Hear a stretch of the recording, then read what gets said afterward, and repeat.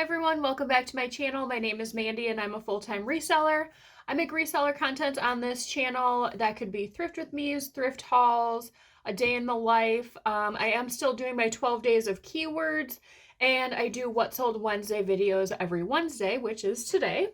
So if any of that sounds interesting to you, please make sure to subscribe so you don't miss any of those future videos. This week wasn't as great as last week. I was anticipating that happening. I'm guessing next week will probably be even worse. I'm just guessing people don't want to, roll the dice and hope that whatever they purchase online makes it there in time.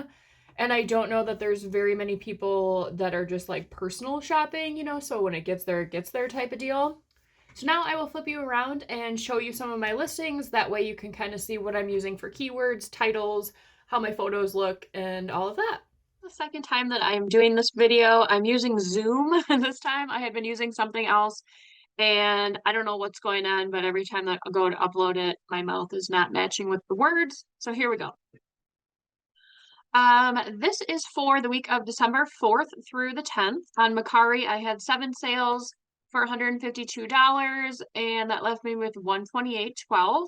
On Poshmark, 18 sales. I normally have like 20 to 30, so a little bit lower. Gross sales there were $452, leaving me with $359.95. And then on eBay, 8 sales for $258.93. And that left me with a total profit of $173.04. Depop, zeros again. I've said it before, I think I'm probably just going to get rid of Depop in the upcoming year. We'll see. Totals this week were $862.93 after my fees and shipping, and then my average cost of goods this month I think is like $295. That leaves me with a total profit of $563.10 with an average sale price of $26.15 with 33 items sold.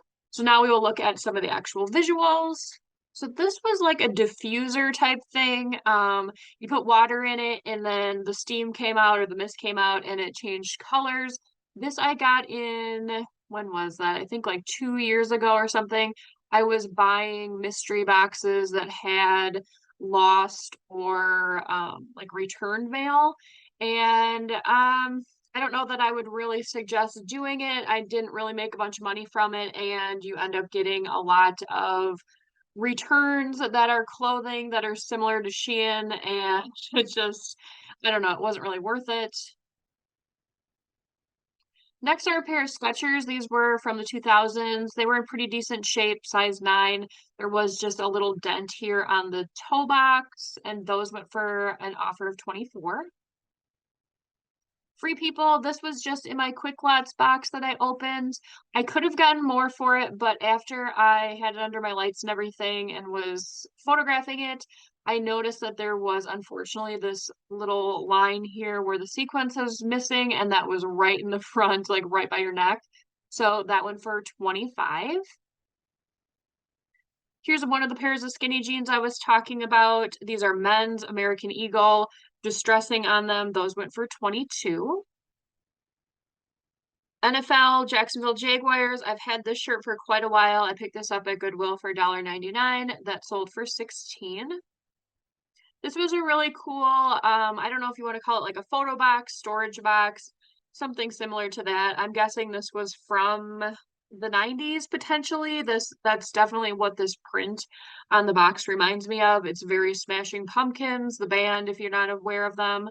But yeah, it had like suns, moons, these little baby angels, and that went for an offer of 20. Vineyard Vines, I got these at the bins not that long ago. There were boys size 16, and those went for 15.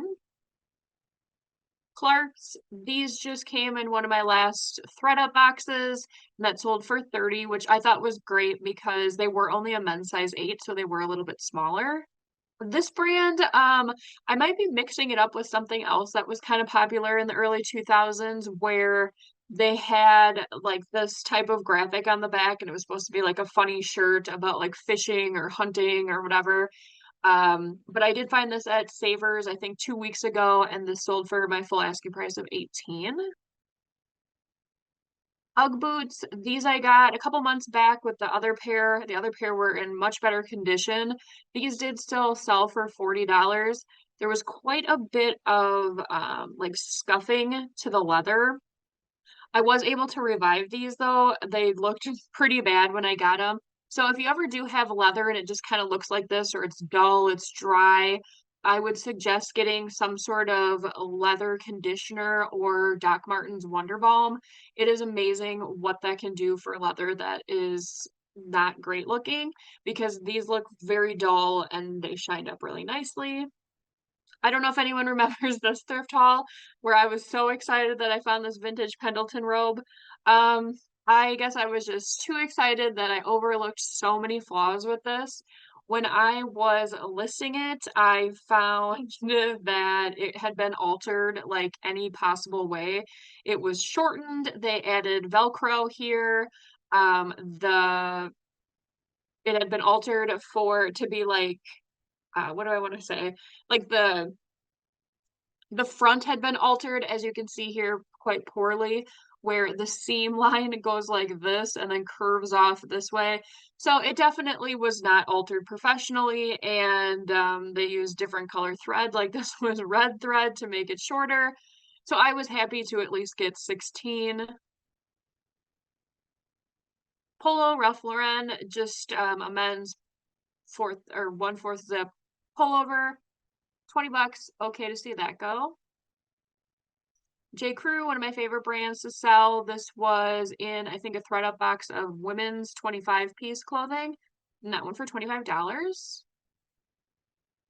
This was a really cool vintage handmade dress. Let me see if I can get the print here.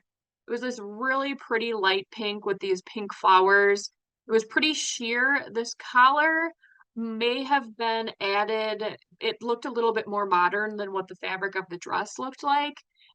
And it did have these cool beads on the cuff of the dress. It was really pretty. This, I think I listed same day and someone bought it. If not, it was like the morning of the next day. And that went for my full asking price of 55.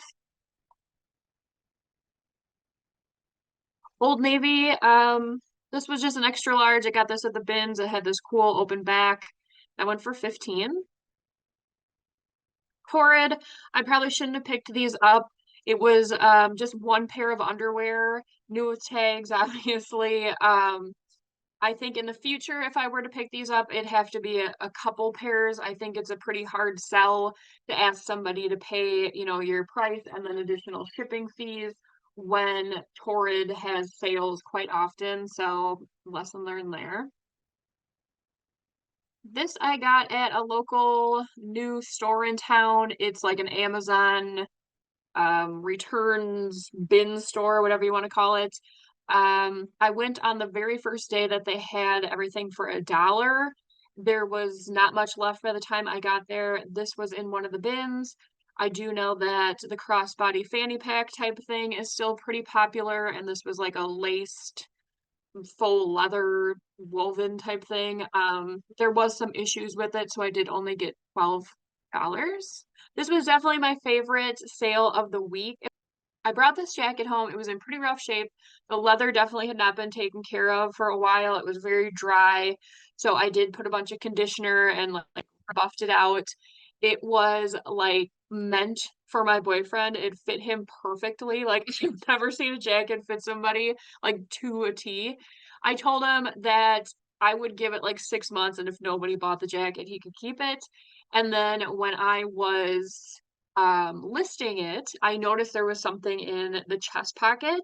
So I pulled it out, and this is why this is one of my favorite things about reselling is every item has a story, and I think that's easy to forget, especially when you're just, buying and selling so quickly, but especially with vintage things.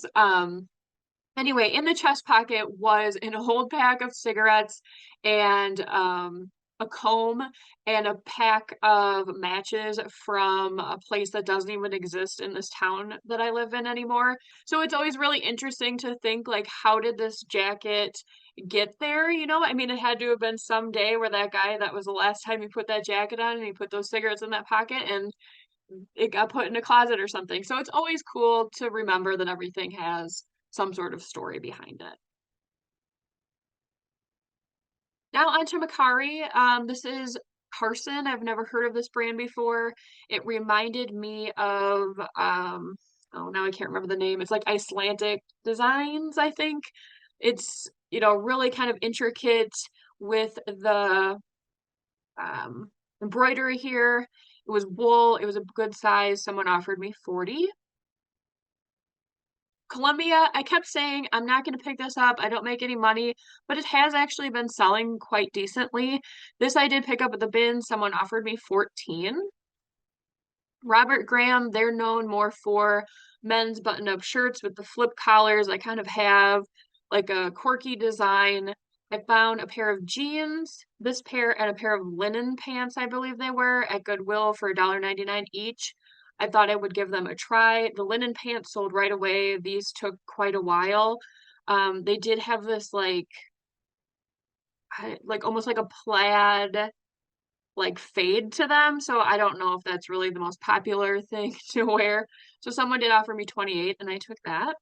This was a bundle. This I got at a thrift store for fairly cheap. It was kind of like a Y2K zebra type print. And then this Starbucks cup came from my last binge trip. Someone had modified it with the, let's see if it shows now, with the volleyball graphic on it. So that sold for 30.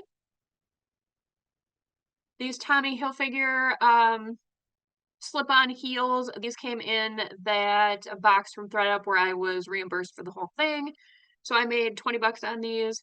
Thought that was great. There was some damage on the inner parts of the strap here, so that was a good flip.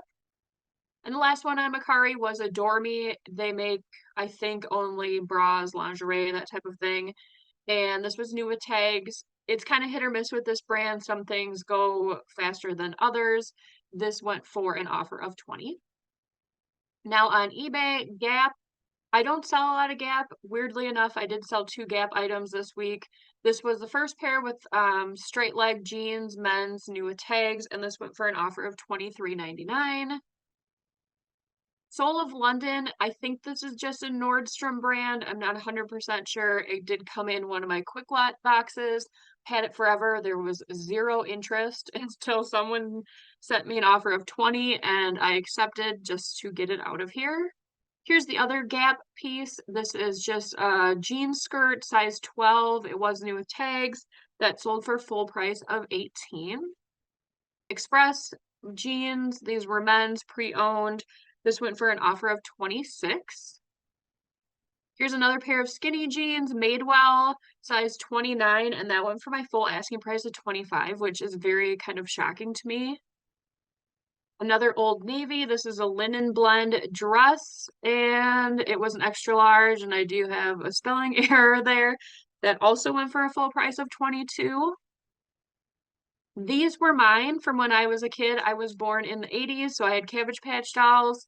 My parents have slowly been, every time they come to visit or I go there, I seem to just keep getting bins of my old stuff. And I figured I don't need my Cabbage Patch dolls anymore. I was never a huge fan of them to begin with, so I've just been trying to sell them and their accessories. And this was just a pair of shoes and these little roller skates, and those went for full price of $19.99. Just a tip on that, 80s and early 90s toys, if you have them, if you're around my age, I'm 36, so if you're a little bit maybe older than me or kind of around my age, and you were a My Little Pony person, I did sell all of my My Little Ponies, I think 2 years ago, and there definitely are ones to look out for. So if you have them, you don't want them, I would suggest selling them. A couple of mine went for like $65 or more for one pony. So just food for thought there. And last is this NYX bra. I always pick this brand up, especially if it's new with tags. They do kind of weird sizing. Here's a size chart. So it's a number and then that bases off your different sizing for the bra. This went for an offer of 34. So like I mentioned earlier in the video, I don't foresee the rest of the month being very busy. And then January is always kind of a hit or miss for me. I do start right now, and probably since the beginning of December, I have really been trying to source athletic wear and swimwear and any type of vacation type clothing, because normally in January, there's a lot of us, including myself this year, that are really trying to, reach goals on their fitness journey or whatever that may be. So you potentially need to have new athletic wear for the gym or home workouts or whatever you're planning on doing. And then once we get into like January, February, March, that's when most people start going on vacations where it's warmer than they currently are.